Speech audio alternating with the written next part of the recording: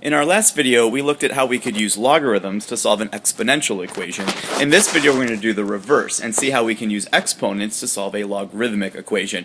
Before we get to that though, like in our last video, we had a very easy example to start with. In our first example, what people notice right away is both sides of your equation have log base 5. So if you notice that both sides have the same exact logarithm, then just cancel that out. All we have to worry about is getting the number or the pieces inside the parentheses equal to each other. So we don't need to do anything special for these ones, nothing advanced. Just put your two parenthesis parts equal to each other. So I'm going to subtract x from both sides. I would get 3x on this side. Adding 7 to the other side gets me 12, and then dividing by 3 gets me x equal to 4. Now with these problems, you'll see this note at the bottom of the screen. We have to make sure that we check our answers. If you recall, we had said previously that the domain of a logarithmic equation was x had to be greater than 0. You couldn't do the logarithm of anything negative or 0. So what you need to do is take your answers, plug them back in, and make sure that what you're doing the logarithm of, so not necessarily x itself, but what you're doing the logarithm of, is not going to come up 0 or negative. In this case, we're fine. 4 plus 5 is 9. 4 times 4 minus 7 is not negative. So 4 is okay. But we do have to make sure we check these logarithmic ones. Okay, anyway, on to the real problems, the ones where I don't have the same log on both sides. There's two ways you can approach these problems. I'm going to show you both methods. The first is called exponentiation, which is this word up here. And what that means is we're going to use a base to get rid of a logarithm. In this case, it's log base 7 that I want to get rid of. And so what I'm going to do is I'm going to exponentiate both sides by 7, meaning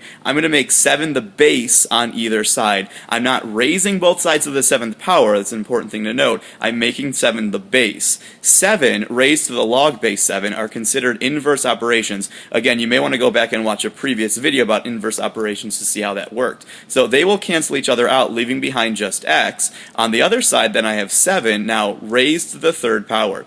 7 to the 3rd power is 343. So that's how exponentiation works. Let me show you how to do the same problem with a different method if you don't like to exponentiate. And I actually like this other method a little bit better. With this method, all I'm going to do is rearrange the logarithms like we first learned how to do when we first learned logarithms. So I want to rearrange this into exponential form. 7 is my base. I want to raise that to the 3rd power. Remember, we said the answer was an exponent, and then that should be equal to x. So simply rearranging like we're used to doing is another way to solve logarithmic equations. X equals 7 to the 3rd is the same thing we got last time, which is 343. So let's take a look at a couple more complicated examples. I'm going to show one of these with exponentiation, the other one with simply rearranging the problem. So in this first one, I think I'm going to do my rearranging trick. So in this case, 4 is my base. I want to raise that to the 3rd power, and I'm going to put it equal to what's inside of parentheses. So equals 5x minus 1. Just rearranging it gets me something without the logarithm, and that's what I want to solve. 4 to the 3rd power is 64. Is equal to 5x minus 1. I'll add 1 to both sides, so 65 is equal to 5x, and then divide both sides by 5 and come up with an answer of 13. Now remember, I do need to check these before I just move on. In this case, what I'm doing the logarithm of cannot be negative or 0. 5 times 13 minus 1 is definitely not going to be negative.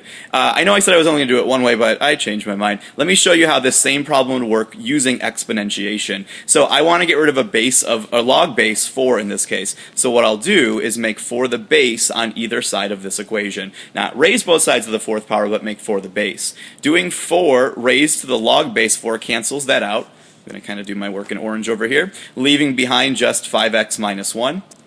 On the other side of the equation, I have 4 raised to the 3rd power. We'll take a look. That's the exact same thing I ended up with when I just rearranged it. So from there, it will work out the same. So I don't care how you do these, whether you like to exponentiate like I did in orange, or whether you like to just rearrange like in green. Either way is a great method for solving a logarithmic equation. All right, let's try one more. So in this case, it's a natural log I want to get rid of. So if you're thinking this is going to involve an e at some point, you're absolutely right. Take care of any of this other stuff first, though. The getting rid of the logarithm will be the last thing that we do. So in this case, I have a plus 2 I want to get rid of, so I'll subtract 2 from both sides. So 10 is equal to 5 times the natural log of x. I've got to get that 5 out of there before I can start working on the natural log. Since it's 5 times natural log, I'll divide both sides by 5. and then end up with 2 is equal to the natural log of x. At this point, maybe you want to rewrite the problem. Remember, natural log is the same thing as log base e. So I can rewrite the same exact problem as log base e of x. That may help you see what to do for this final step a little bit clearer. So once again, you're able to either exponentiate or simply rearrange. If I exponentiate this time, since my base is e, I'm going to make e the base of either side of this equation. So I will have e to the second power is equal to, well, doing e raised to the log base e will cancel out, leave behind just an x. And remember, e is just a number, so using my calculator, I can type in e and square it. And that's how I come up with my final answer of about 7.39.